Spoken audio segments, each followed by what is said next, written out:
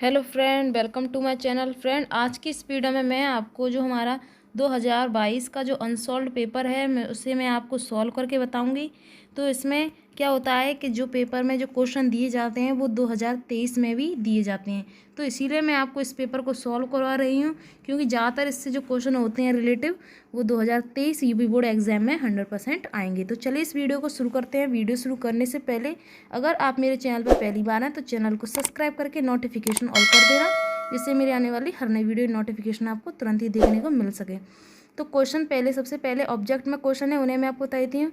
तो क्वेश्चन है, एक प्रत्यावर्ती धारा परिपथ में धारा I बराबर I naught sine omega t pi upon 2 प्रभावित परिपथ में सिरों के बीच प्रत्यावर्ती धारा E बराबर ई नॉट साइन ओमेगा टी लगाया जाता है। परिपथ में व्यक्त शक्ति P होगी। ठीक है, तो इसका राइट आंसर क्या होगा? इसका राइट आंसर होगा थर्ड। ठीक है, P बराबर 0।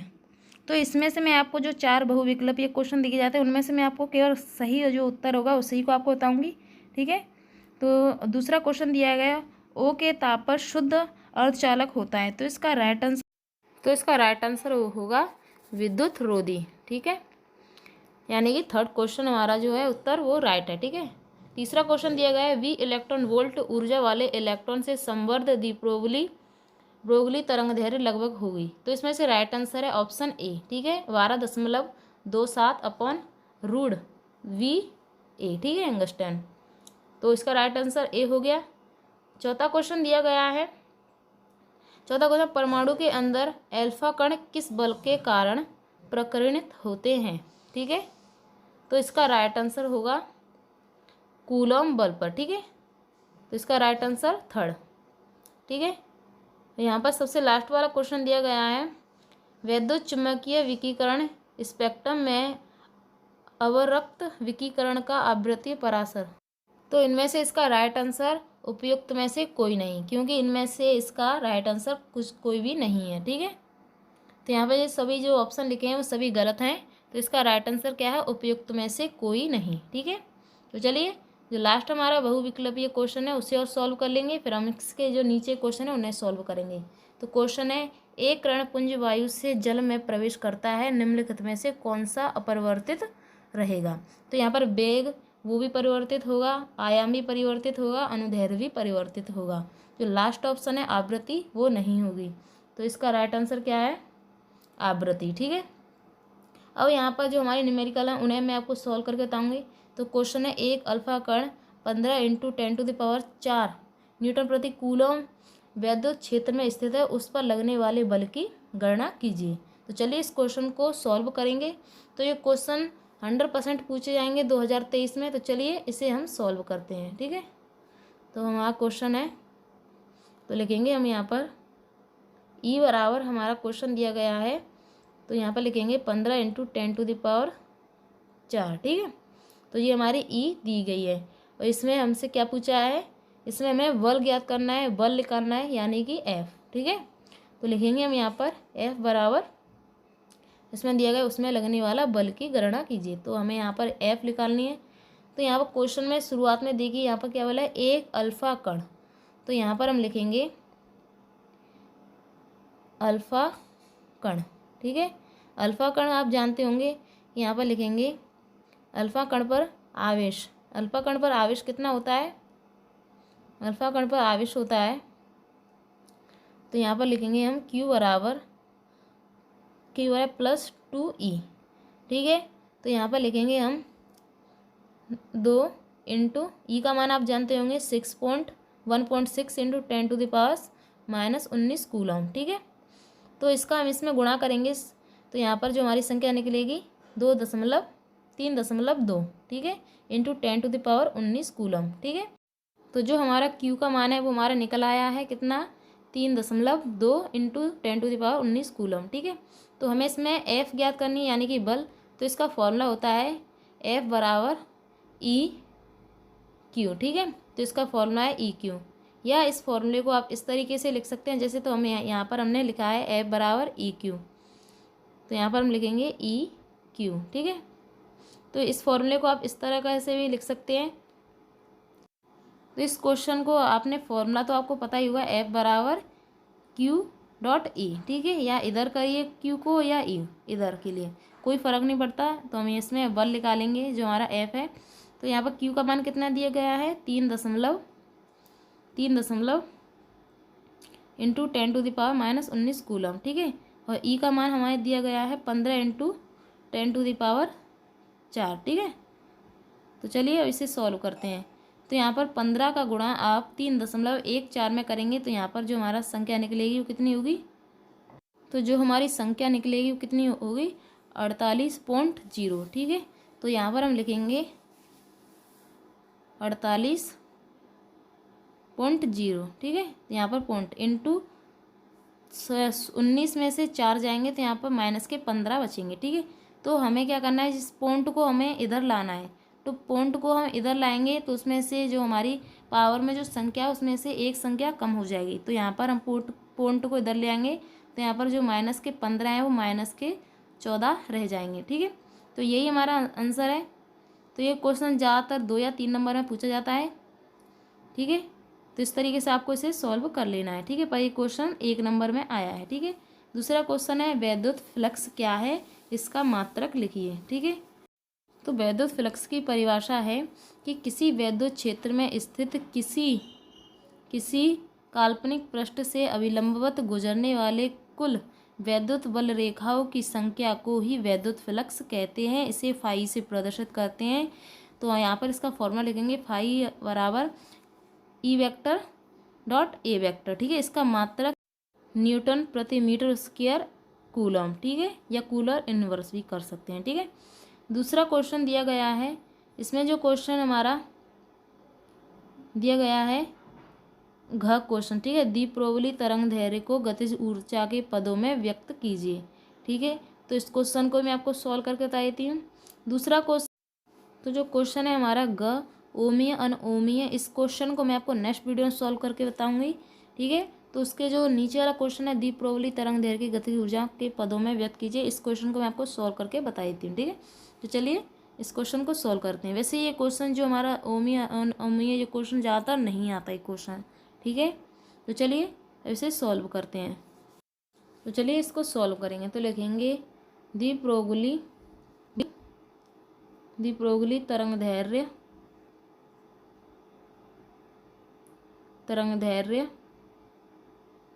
यहाँ पर तरंग दैर्घ्य के लिए द्विप्रोवली तरंग दैर्घ्य के लिए लैम्डा प्रोपोर्शनल 1/q, ठीक है। तो यहाँ पर हम लिखेंगे लैम्डा बराबर h/p। तो यहाँ पर जो हमारी h है वो क्या है, प्लांक का नियतांक, ठीक है। जो हमारी h क्या है, प्लांक का नियतांक। इसे हम समीकरण 1 मान लेंगे, λ/h/p, ठीक है। ये हमारा प्लांक का नियतांक है। तो आपको इस तरीके से भी लिखकर चलना है कि यहाँ पर h क्या है, इस तरीके से आपको बताना है, ठीक है। तो चलिए ये हमने समीकरण 1 मान लिया। अब लिखेंगे माना कण की गतिज ऊर्जा, जो हमारी कण की गतिज ऊर्जा है वो k है, ठीक है। तो हम यहाँ पर लिखेंगे k बराबर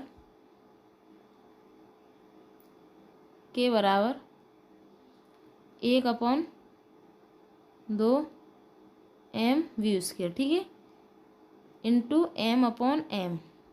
आप इसे इस तरीके से भी लिख सकते हैं।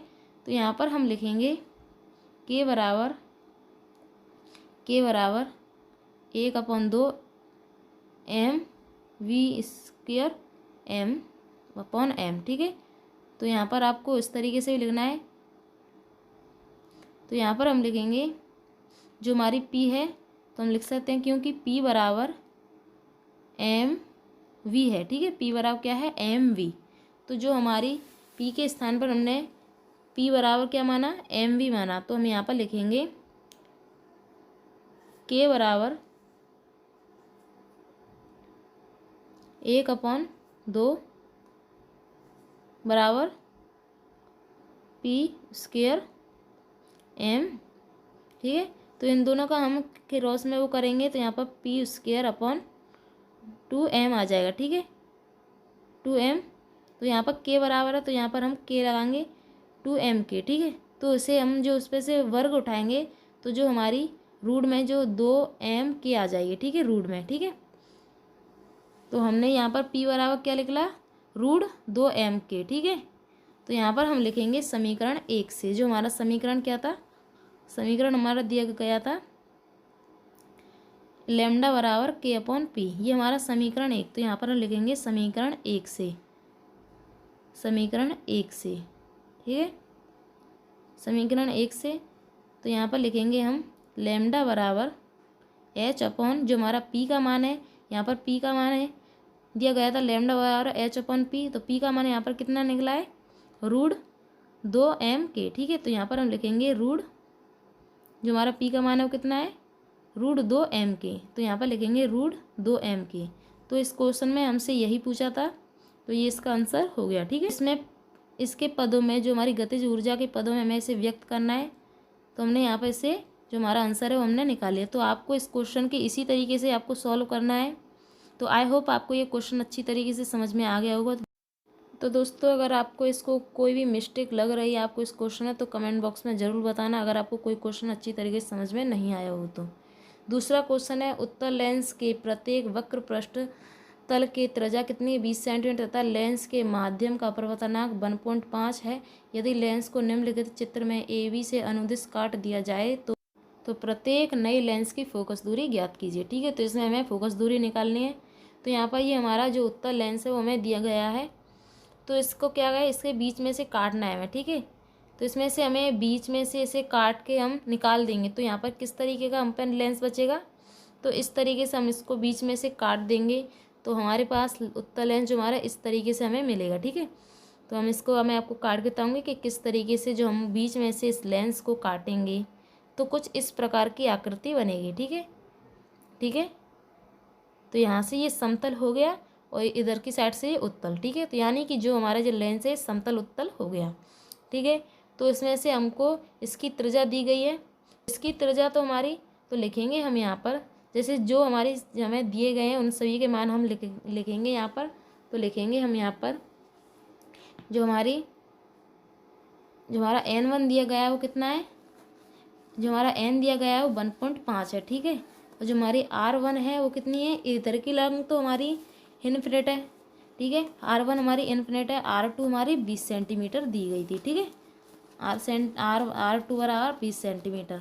और हमें इसमें F' निकालनी है, ठीक है। तो इसका फॉर्मूला होता है उत्तल व समतल लेंस का जो हमारा फॉर्मूला है वो होता है, इसका फॉर्मूला आप देख सकते हैं कि इसमें 20 सेंटीमीटर हमारी जो त्रिज्या दी गई थी और अपवर्तनांक 1.5 दिया गया है, ठीक है। तो ये हमारा समतल उत्तल हो गया, ये जो हमारा लेंस है वो समतल उत्तल है, ठीक है।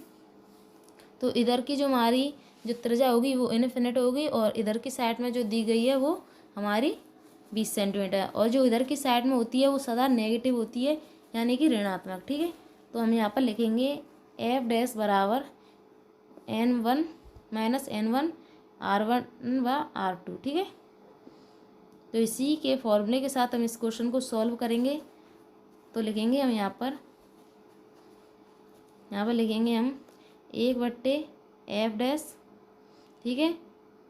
यहाँ पर जो हमारा n का मान है 1.5 - 1 और R1 हमें इन्फिनिट दी गई थी और R2 20 सेंटीमीटर, ठीक है।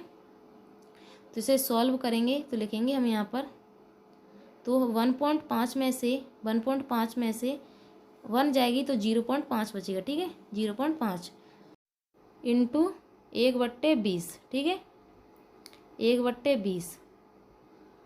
अब हम क्या करेंगे, इसमें से पॉइंट उठाएंगे तो यहाँ पर 0 हमारी जो बढ़ जाएगी, ठीक है। तो यहाँ पर बचेंगे 1/F बराबर 5/200, ठीक है। 5 से ये एक बार कटेगी, 5 से 5 एक बार कटेगी और 5 से जो हमारी 200 है वो 40 बार कटेगी। तो यहाँ पर लिखेंगे हम 1/F' बराबर 1/5 और 200 हमारी 5 से क्या बार कटेगी, 40 बार, ठीक है। तो इसे हम लिखेंगे F' बराबर 40 सेंटीमीटर। जो हमारा उत्तर है वो कितना है, 40 सेंटीमीटर। तो यहाँ पर हम लिखेंगे 40 सेंटीमीटर जो हमारा F' है। तो इस तरीके से आपको इसकी फोकस दूरी निकाल लेनी है। आई होप कि ये क्वेश्चन आपको अच्छी तरीके से समझ में आ गया होगा। अगर आपको इसमें कोई डाउट हो तो कमेंट बॉक्स में ज़रूर बताना, ठीक है। तो मैं आपको और अच्छी तरीके से इस क्वेश्चन को सॉल्व करके बताऊंगी। तो नेक्स्ट क्वेश्चन है कि एक उत्तेजित हाइड्रोजन परमाणु के इलेक्ट्रॉन की ऊर्जा कितनी है? -3.4 इलेक्ट्रॉन वोल्ट है, ठीक है। इलेक्ट्रॉन का कोणीय संवेग ज्ञात कीजिए। दिया गया है nवीं कक्षा में इलेक्ट्रॉन की जो हमारी ऊर्जा है वो कितनी दी गई है, जो हमारी ऊर्जा दी गई है। तो इस क्वेश्चन को मैं आपको इस कॉपी पे अच्छी तरीके से सॉल्व करके बताऊंगी, जिससे कि आपको अच्छी तरीके से समझ में आ जाए। तो यहाँ पर जो मान दिए गए उन सभी को हम लिखेंगे। तो क्वेश्चन नंबर 1 डाल के हम इसको सॉल्व करेंगे। तो जो हमारा EN है, EN हमारा कितना दिया गया है? EN हमारा दिया गया है 3 तो हमारा जो EN का मान दिया गया है -3.4, कितना है? 3.4, ठीक है। तो इसका फॉर्मूला होता है, वोल्ट में दिया गया है, तो इसका फॉर्मूला होता है EN बराबर, तो यहाँ पर हम लिखेंगे EN बराबर -13.6/n, ठीक है। तो इसमें हमें n निकालनी है, तो हम क्या करेंगे कि इधर जो हमारी n है, ठीक है, तो आपको दिखाई दे रहा है इसमें क्वेश्चन क्या है हमारा, यहाँ पर हमें क्या निकालनी है? n निकालनी है। तो हम n को निकालेंगे तो जो हमारा EN है, EN को हम इधर ले आएंगे, ठीक है। तो n स्क्वायर बराबर 13.6 और जो हमारा EN है वो कितना है? 3.4, माइनस से माइनस कट जाएगा और जो हमारा 3.4 से 13.6 4 बार कट जाएगा पूरा। तो जो हमारा वो n स्क्वायर बराबर 4 आ जाएगा। तो इस पर से हम स्क्वायर को उठाएंगे तो जो हमारा 4 है वो रूट में आ जाएगा, और जो 4 रूट वो कितने का वर्ग है? 2 का। तो n बराबर हमारा जो आ गया है 2, ठीक है। तो जो हमारा n है वो तो निकला है कितना? 2।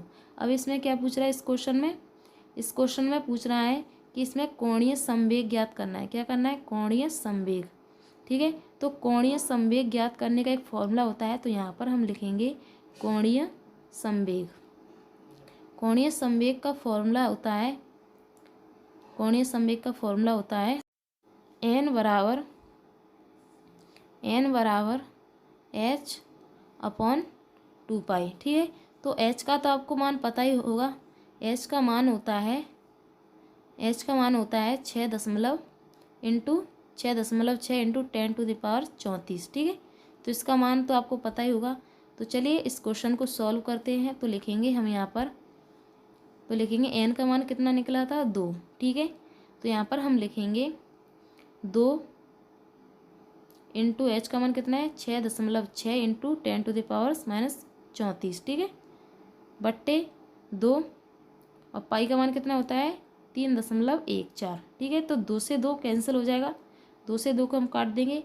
अब 6.6 और 3.14 से आप भाग देंगे तो आपका कुछ इतना आंसर आएगा 2.10, ठीक है, इंटू 10⁻34, ठीक है। तो आप इसमें भाग देकर देख लेना, इतना ही आएगा। तो दोस्तों मैंने आपको खंड ए से, जो खंड हमारा कितना दिया गया है, खंड आ से खंड बा तक, ठीक है, खंड आ से खंड बा तक के जो सभी क्वेश्चन है मैंने आपको सॉल्व करा दिए हैं। नेक्स्ट वीडियो में मैं आपको खंड स व खंड द के क्वेश्चन सॉल्व कराऊंगी। दोस्तों अगर आपको वीडियो पसंद आए, वीडियो को लाइक कर देना, चैनल पर पहली बार हो चैनल को सब्सक्राइब करके नोटिफिकेशन ऑल कर देना। तो जो 2022 के जो हमारा जो सेट है वो मैं आपको इसी तरीके से सॉल्व कराऊंगी, क्योंकि 2023 में इससे क्वेश्चन ज़्यादातर पूछे जाते हैं। तो वीडियो पसंद आए वीडियो को लाइक और चैनल को सब्सक्राइब जरूर कर लेना। मिलते हैं नेक्स्ट